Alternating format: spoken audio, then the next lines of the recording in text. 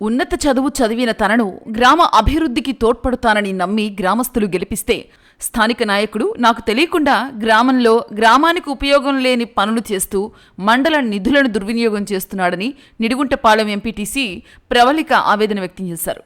నెల్లూరు జిల్లా వెంకటాచలం మండలం నిడిగుంటపాలెంలో మండల నిధులు దుర్వినియోగం ఆరోపణలు కలకలం రేపుతూ ఉన్నాయి. గ్రామ ఎంపీటీసీ ప్రవళిక మీడియా సమావేశంలో మాట్లాడుతూ గ్రామస్తులు తనను అభివృద్ధి కోసం గెలిపించారని, అయితే స్థానిక నాయకుడు తనకు సమాచారం ఇవ్వకుండా గ్రామంలో ఉపయోగం లేని పనులు చేపట్టి మండల నిధులను దుర్వినియోగం చేస్తున్నారని ఆరోపించారు.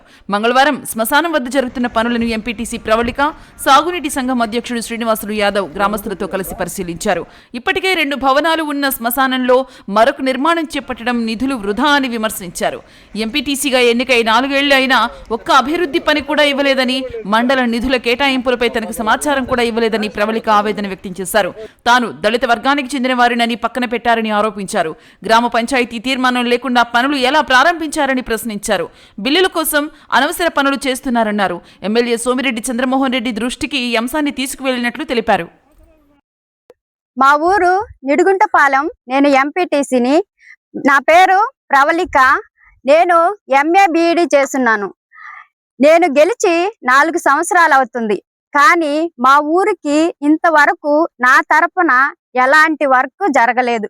నాకు ఎలాంటి ఇన్ఫర్మేషన్ మండల ఆఫీస్ నుంచి కానీ ఇక్కడ నాయకుల నుంచి కానీ ఎవ్వరు కూడా ఇవ్వలేదు. మండల గ్రాంట్ విడుదలైంది, ఆ విషయం కూడా నాకు తెలియదు. మా ఊరి నాయకులు నాకు తెలియకుండా వాళ్ళే చేసేసుకుంటున్నారు. ఎందుకంటే నేను ఎస్సీ కులానికి చెందిన అమ్మాయిని కాబట్టి నన్ను వెనక్కి నెట్టేసి వాళ్ళే ఆ పనులన్నీ జరిపించుకుంటున్నారు. ఉద్దేశము, నాకు తెలియకుండా మా ఊర్లో గ్రాంట్ విడుదలైతే నాకు చెప్పకుండా, ఎలాంటి ఇన్ఫర్మేషన్ ఇవ్వకుండా మా ఊరి నాయకులు వాళ్ళే చేసుకుంటున్నారు. మండల ఆఫీసులో కూడా నాకు ఎలాంటి ఇన్ఫర్మేషన్ కూడా ఇవ్వలేదు. 2 వర్క్లు జరుగుతున్నా కూడా నాకు ఎలాంటి ఇన్ఫర్మేషన్ అందలేదు. ఎవరు కూడా చెప్పలేదు. అది ఎందుకు చెప్పటం లేదో, ఎందుకు ఇన్ఫర్మేషన్ ఇవ్వటం లేదో నాకు తెలియదు. గ్రామంలో ప్రజలు నన్ను నమ్మి నాకు ఓటేసి నన్ను గెలిపించారు. రేపు నేను వెళ్ళి వాళ్ళని ఓట్లు అడగాలంటే ఏమని అడగాలి? నువ్వు మాకేం చేసావు అని వాళ్ళు నన్ను ప్రశ్నిస్తే నేనేం సమాధానం చెప్పాలి? మాకు గ్రాంట్ విడుదలైంది మండల ఆఫీస్ నుంచి. చూడండి, ఈ వర్క్ శ్మశానంలో నాకు తెలియకుండా ఒక రచ్చ లాంటిది జరిపిస్తున్నారు. అది ఎవరు జరిపిస్తున్నారో కూడా నాకు తెలియదు.